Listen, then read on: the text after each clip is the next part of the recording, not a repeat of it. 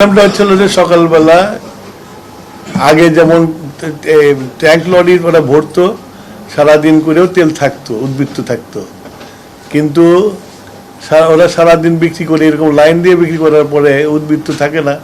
আর আমাদের ইয়ের থেকে ডিপোগুলো থেকে তেল যে ট্যাঙ্ক যে পৌঁছতে টাইম লাগে, সেই জন্য সকালবেলা আর্লি মর্নিংয়ে থাকে না, পরে তো থাকে।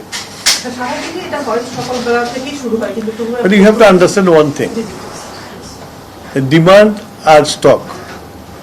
তো হঠাৎ করে এরকম ডিমান্ড বেড়ে গেছে যে যারা নাকি সারা দিনে যে তেল বিক্রি করতো সেই তেল 3 ঘন্টায় সে শেষ করে ফেলছে। তো ন্যাচারাল তেল শেষ হয়ে যাবে, তো আমাকে অত হিসাব নাই।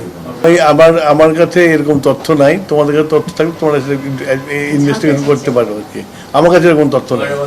ইউ হ্যাভ টু আন্ডারস্ট্যান্ড, আমি বলছি তোমরা যে প্রশ্ন করতে একটা আন্ডারস্ট্যান্ড করতে হবে যে হঠাৎ করে মানুষ হুমড়ি খেয়ে পড়ছে পেট্রোল পাম্পে। আমরা তো একটা প্রসেসের পেট্রোল পাম্প চলে, আমরা যেভাবে তেল দিয়ে সেভাবে দেয়, সেই নিয়মের এখন ভেঙে পড়ছে সেই নিয়মটা, যে এত ভিড়, এত তেল পেট্রোল পাম্পে যা দেওয়া হয় প্রতিদিন, সেটা সবসময় যা দেওয়া হয় সেটাই থাকে, কিন্তু গ্রাহক তার বেড়ে গেছে।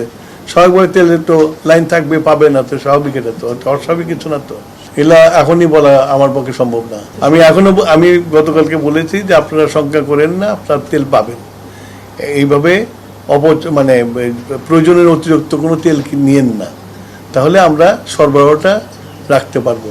গতকালও বলেছি, আজকে বলছি, আমি জনগণের কাছে আজকে অ্যাপিল করছি যে এত হাসাস করেন না, তেল আছে, তেল পাবেন আপনারা।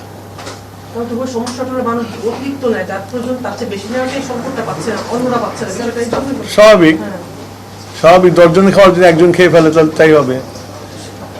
এখন যে একই লোক যদি 10টা পাম্প ঘুরে ঘুরে তেল ট্যাঙ্কি বোঝাই করে, তাহলে তাই হবে। কিন্তু আমরা তো এটা তাই জন্য তো আমরা জনগণের, যারা গাড়ির মালিক, তাদের কোঅপারেশন চাচ্ছি আমরা।